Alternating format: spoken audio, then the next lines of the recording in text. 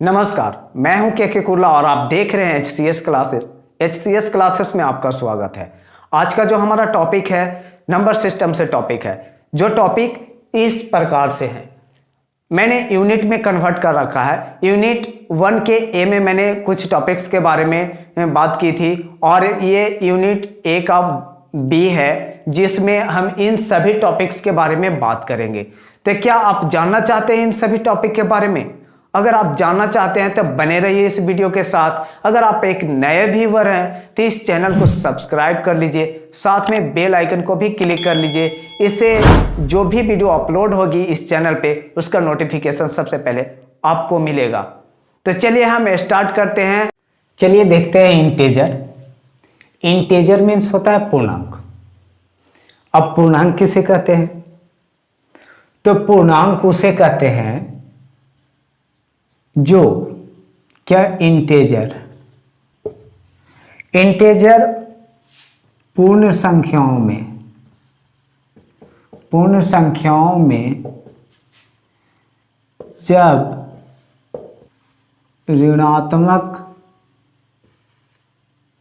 जब ऋणात्मक पूर्ण संख्याएं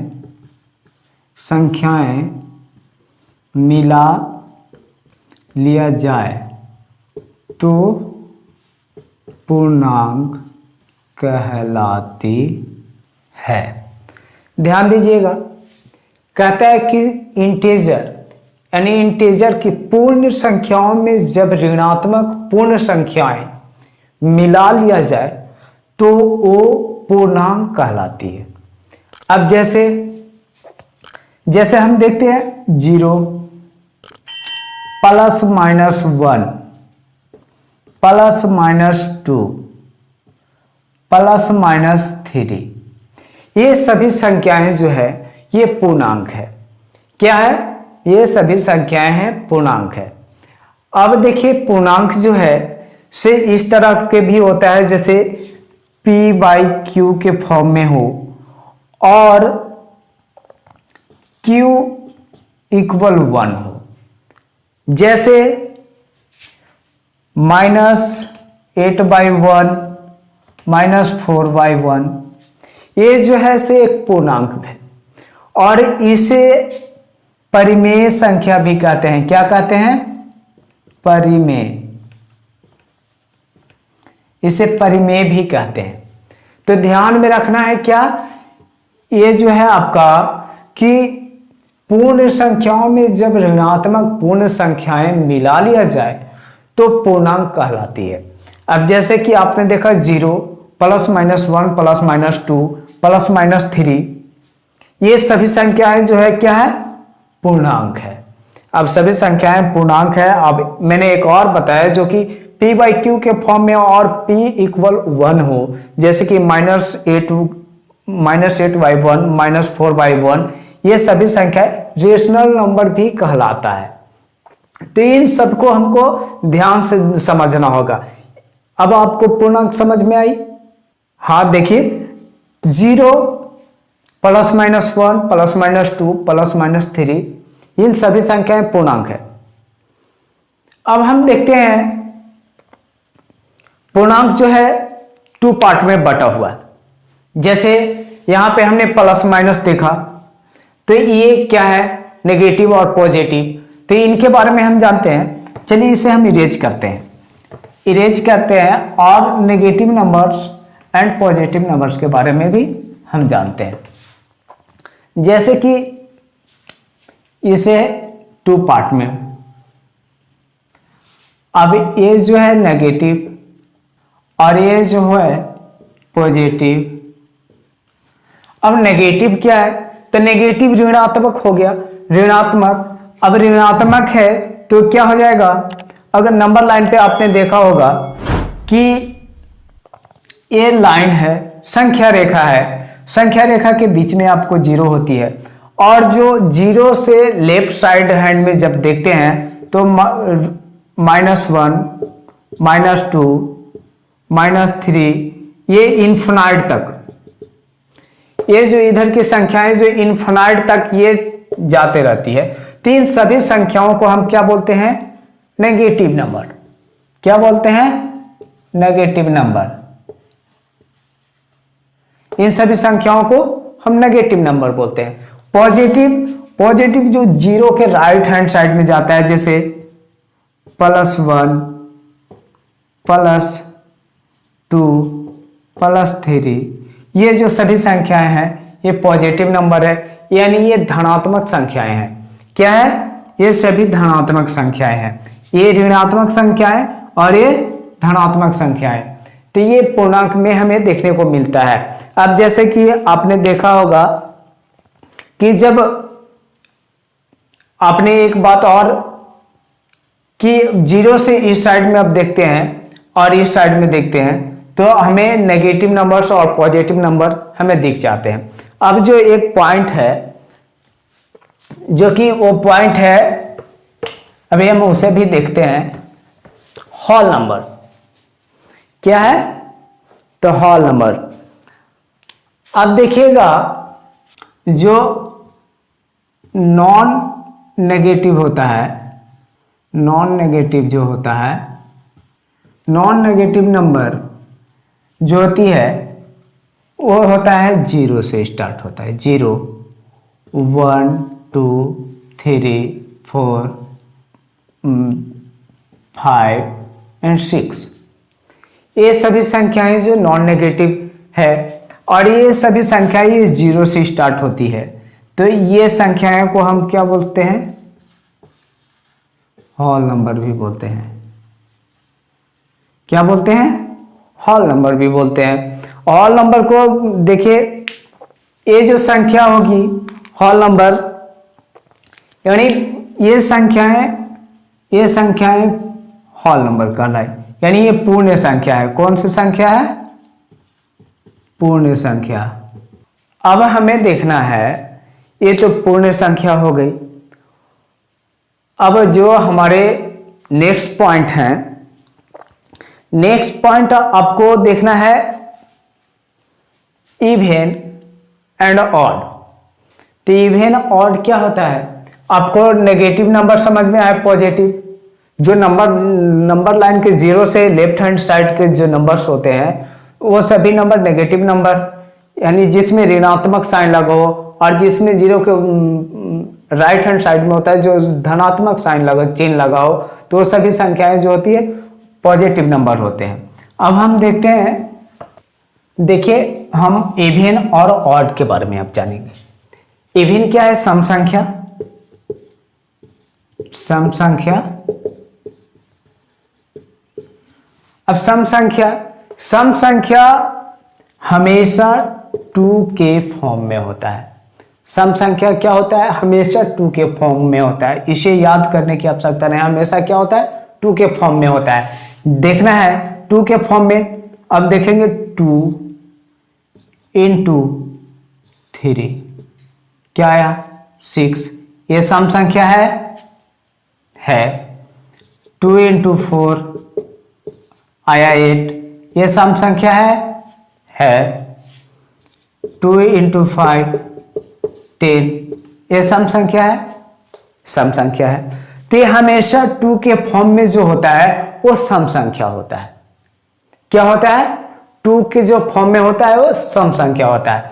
अब ध्यान दीजिएगा, ऑड नंबर विषम संख्या।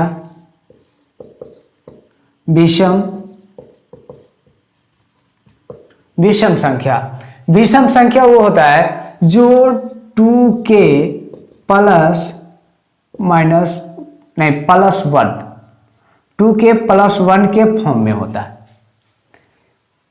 जो ऑड नंबर होता है, विषम संख्या होता है, 2 के +1 के फॉर्म में होता है। कैसे?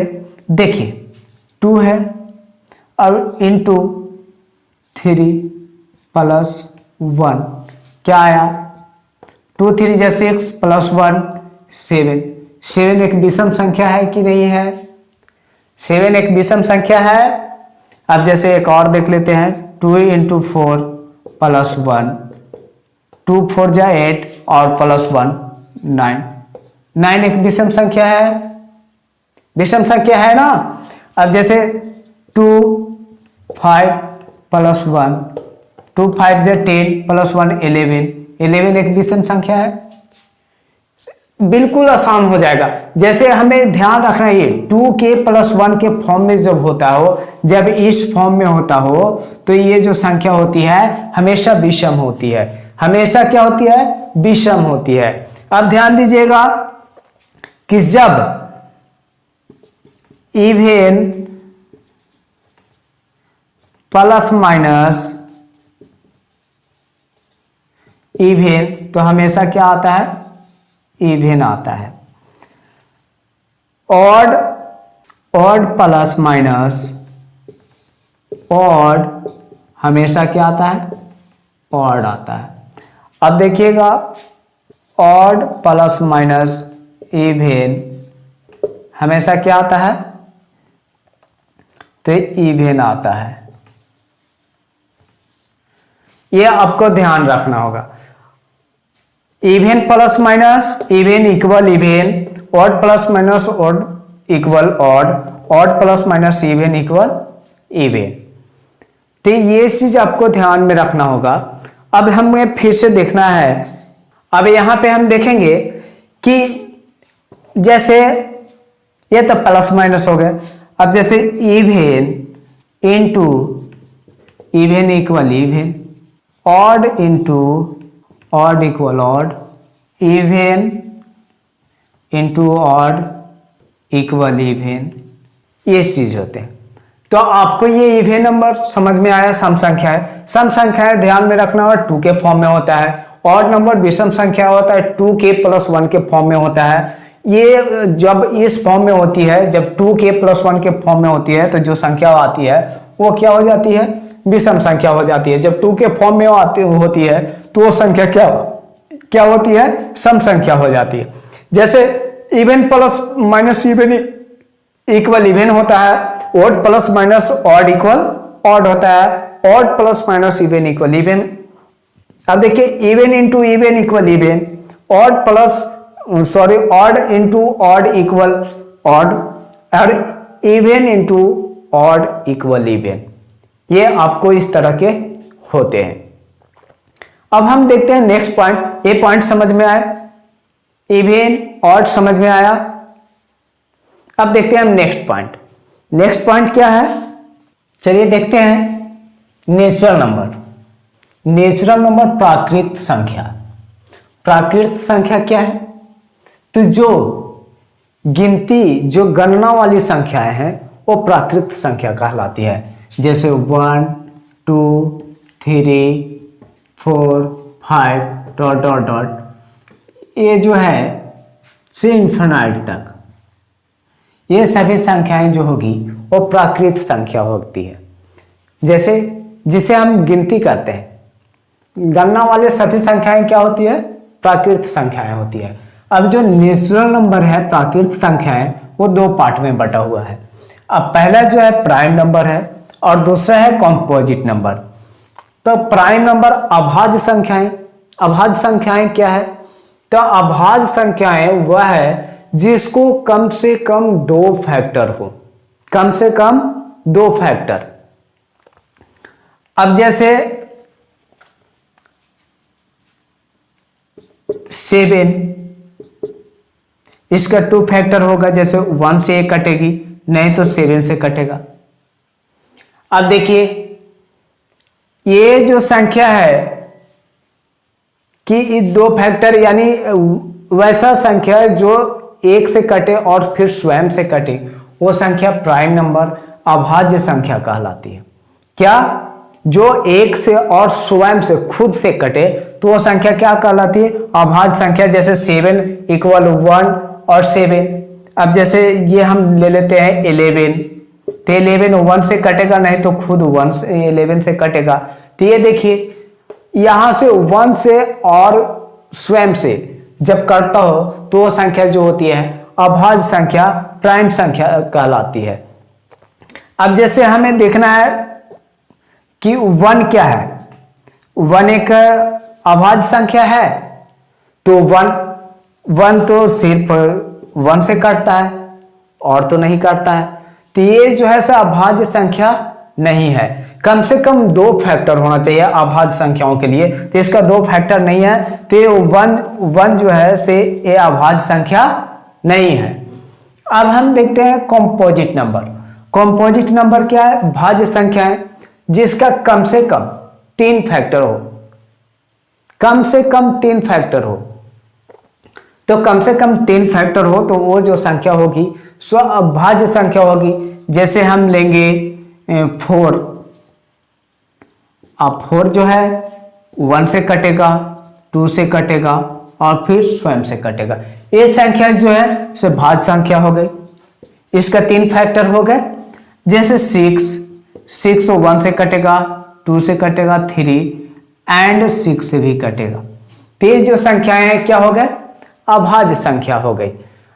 अब हमें देखना है कि जो संख्याएं हैं, जो प्राइम नंबर, तो प्राइम नंबर कौन कौन से हैं? तो प्राइम नंबर जो है से ध्यान दीजिएगा, प्राइम नंबर 2 3 5 7 9 11, ये सभी क्या है? अभाज्य संख्या है। 2 अभाज्य संख्या है। कौन सा अभाज्य संख्या है? तो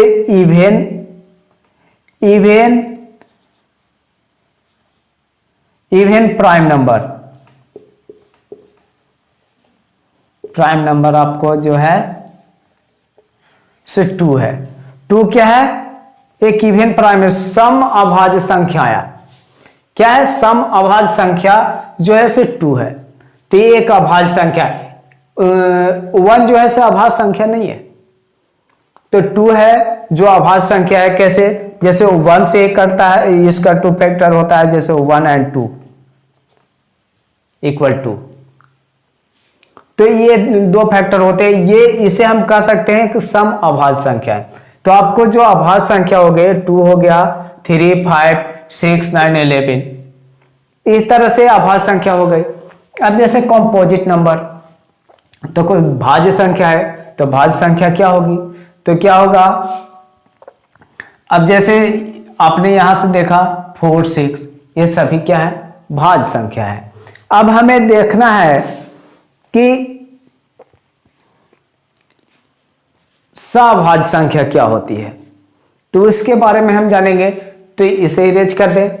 समझ में आए आपको प्राइम नंबर और कंपोजिट नंबर? अब देखिए क्या है प्राइम नंबर, फिर से एक पर ध्यान दीजिएगा। प्राइम नंबर वह संख्या है जिसका 2 फैक्टर हो। क्या हो? जिसका 2 फैक्टर हो, वो 1 से कटता हो और स्वयं खुद से कटता हो, तो वो क्या होती है? जो होती है प्राइम नंबर होता है, यानी अभाज्य संख्या। एक जो है प्राइम नंबर नहीं है। क्यों नहीं है? क्योंकि इसका 2 फैक्टर नहीं होता है जी, 1 से सिर्फ। तो अब देखना है, अब यहां पे 2, अब 2 अभाज्य संख्या है कि भाज्य संख्या है? तो ये जो है से इवन प्राइम नंबर है, जो ये सम अभाज्य संख्या है। ध्यान दीजिएगा। अब कंपोजिट नंबर अभाज्य संख्या, जो जिनका फैक्टर 3 से अधिक हो, कम से कम 3 हो, तो वो जो संख्याएं हैं सभी कंपोजिट नंबर कहलाती है। अब हमें देखना है सभाज्य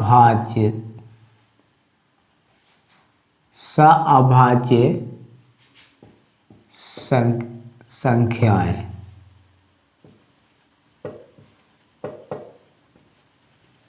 सअभाज्य संख्याएं को प्राइम क्या होता है? सअभाज्य संख्याएं। इसका मतलब सअभाज्य संख्याएं कौन सी होगी?